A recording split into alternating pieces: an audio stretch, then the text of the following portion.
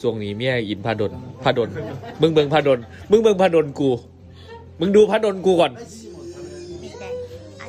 พาดอนมากกว่าไรนะพาดลมากหลายพี่คือพาดอน พี่คือพาดลมิเต้อันFC บุ้มป้าเปล่าเนาะน้องหูจักป้าเนาะจ้าจ้าพูดได้พาดลมึงเบิ่งพาดลสาธุไอ้เอาถ่ายรูปก็พาดลเนาะ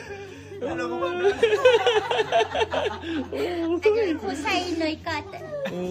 ใส่หนูเลยโอ้ขอลายเส้นเลยโอ้ยพาดลครับพี่ไม้ล่ะโอ้ยมากหลายแล้วพาดลสาธุองค์ไหวผ้าลูกเมื่อนมัสการพาดลนมัสการพาดลพี่ไม้สีเหมือนเลยพี่ไม้กันเป็นสีเหลืองนี่แม่นแล้วเนาะพี่ไม้สาธุสาธุครับเอา